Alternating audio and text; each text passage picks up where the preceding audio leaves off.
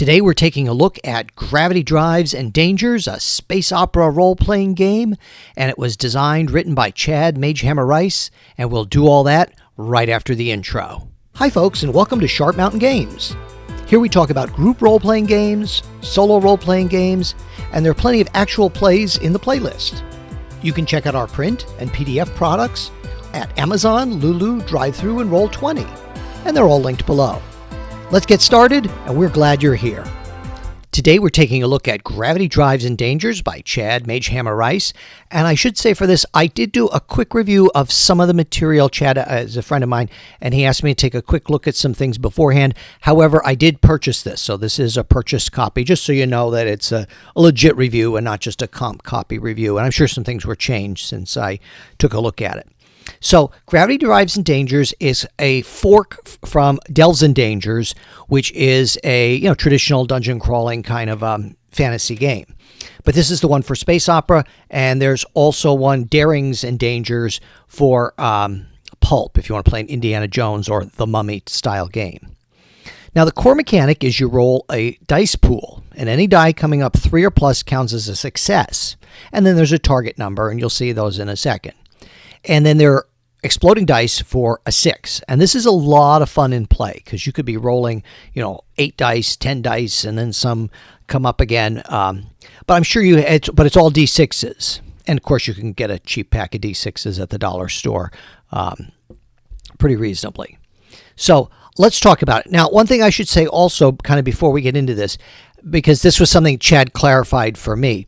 This is designed for folks who want to migrate maybe away from 5e. So a lot of the things in here are similar to 5e or traditional D&D setup. Not exactly, though. Not exactly. But that's what it's designed. It's designed so you can easily migrate over with that kind of mindset. So the attributes are, there's just 3: strength, agility, and mind. And you start out with a base value of 2, and then you build on it from there. Now, how do you build up? So you build up by choosing your kindred. And some of the kindreds are interesting, like he has the Drandar, which are kind of like space dwarves, and the Eld, which are space elves. I guess they could also be Vulcans. The Felcat, which is a cat-like creature, if you remember Maress from Star Trek, the animated series. Hobbins are hobbits in space, humans. Lotharians are basically your Wookiees. Next gens are kind of genetically modified humans, so I'm thinking about maybe like Dr. Bashir in Deep Space Nine. Slytherin are your lizards type creatures like Bosk from Star Wars, and your synthoids are R2-D2 and C-3PO and things like that. And so you choose that, and they all come with different things. The synthoids seem to come with most. Most of the others have 3 or 4 things, and you jot those things down in your character sheet. So you're getting some skills, maybe you're getting some ability bonuses, like the Slytherin will automatically get +1 to agility and armor class. Then you choose your profession, and then you write down the things on the character sheet, and he gives you a character sheet at the end. In fact, I have to print some out because I want to do a play test of this at some point. Actually, I have a video. I'll link to it down below where I play tested. Now, it's not exactly this system. I kind of cobbled something together myself, but I think I will put a link to it. So if you are interested just in general how the dice pool works, you could check out that video. And like I said, it will not be exactly matching up with this document. This document is the most recent, and I'm sure is better in some respects. I know it's better in some respects, but it still might give you an idea of how this whole system plays out. So then you can choose the Adept, which is like a monk class kind of. And there are some ones here that fit really well for Star Trek, some which maybe fit better for Star Wars, depending on what you want to play. So you have your Engineer. Again, I'm thinking more Star Trek. Explorer is kind of like a scout. Investigator is kind of like an intergalactic policeman, if you want to do something like that. The Medic, the Pilot, the Scholar. Now, the Thoughtcaster, that's your psionic class. So if you want to do a Jedi, or you want to have like a Vulcan adept or something, that would be for you. Scoundrel, of course, is Han Solo or the people from Firefly. And your warriors are your soldiers. Now, everybody gets a proficiency bonus. And this is where I said this is where it comes from 5e, where your proficiency bonus could apply to any, and it's very flexible, so it tells you what it applies to, like a warrior's proficient in all weapons, Or if there's just something in general, you say, well, my character's a scholar. They might know that. Probably your game master, your danger director, as it's called here, would be able to help you out with that and may give you the allow you to use that bonus, and that increases with levels. Again, if you want to, sometimes it's people only want to play D&D. They only want to play what they're familiar with. But Chad does a lot in here to build this in, saying, oh, look, here's the levels and how the proficiencies advance. So if they're coming from a 5e background, and 5e's been around for over 10 years now, this might be an easier sell if you say, look, I want to play an evening of Star Trek, or I want to play an evening of Star Wars, or something like that. So then there's resistances. So those are kind of like your saving throw. Where either you're going to be generating a dice pool, or sometimes like your agility resistance is used to help you out with your armor class. Now, you might want to say, well, I don't want to just take my species or my kindred and my profession, and I want to add something to it. Those are your secondary skills. Like Captain Kirk and Mr. Spock used to play chess, and Captain Kirk was really into history, and Mr. Spock could play the Vulcan lyre or the Vulcan harp thing that he had. So you could easily add those as a secondary skill, and you're allowed to have as many secondary skills as the DD, the Danger Director, would allow. So I don't know, maybe 2 or 3 might be reasonable. Now, what you're doing when you're making a roll is you're building a dice pool. So you're taking, but the character sheet helps you. So you take your attributes, so maybe you have 2 in strength, and then maybe, okay, I'm a warrior, so my profession skill, my proficiency bonus would add, and then maybe you have a weapon bonus. So you're building it, you're rolling, and you're looking for how many you get. Damage, like let's say you get 3 damage, but they have a 2 basically for their armor. Armor acts as a soak or resistance. You'd subtract that. And if I get anything wrong, folks can tell me in the comments, or especially if Magehammer is taking a look to clarify things. Please do that. Now, the difficulty levels, sometimes these are hard to set, but he gives you a chart to help you. Not that's hard in this game, but just in general. Easy is 2 successes, moderate is 3, difficult is 4, 5 is very difficult, and extremely difficult is 6. So it's not like there's this huge range that you have to pick from. But here's another little thing that actually works really well, and it worked really well when I ran a version of this system. Sometimes you don't have to set a difficulty. Like the science officer says, I want to make a scan. Well, he makes a scan, or she makes a scan, and they get 4 successes. Then all you have to do is look and say, hey, that would have been difficult. Hey, I can give them a lot of information. Or moderate. Oh, they had 3 successes. Okay, well, that's pretty good. I can give them more information than I would with an easy, where it might just be the basic information. Combat. So initiative is you roll a difficulty level 2 agility roll, and if you're successful, you act before the opponents. If you're unsuccessful, you act after. And there's other games that do it that way too. So pretty standard stuff.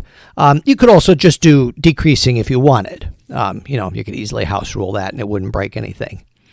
Talks a little bit about range. And you make your attack roll, and then you subtract it from the target's agility resistance, and you subtract that from stamina, which is basically like your hit points, or a way to abstract hit points. And you can play it knocked out, where when you get to 0, you're knocked out. Or you can play it when you're not at 0, you're knocked out and dying. And this actually adds a lot of tension to it, because now, and even some role-playing, now you have to make a decision. Oh, our Wookiee is knocked out and dying, so the medic is going to have to say, well, I can't attack now. I've got to try to pull him out and start working on him so that, we can try to keep him alive. And then he gets into some combat modifiers if you want to use them. Weapons type. Now, the weapon bonus adds to your attack roll. So you do only one roll. You don't have to do a separate attack roll and a separate damage roll. And that does speed things up a bit in combat. That means you're going to hit more often too.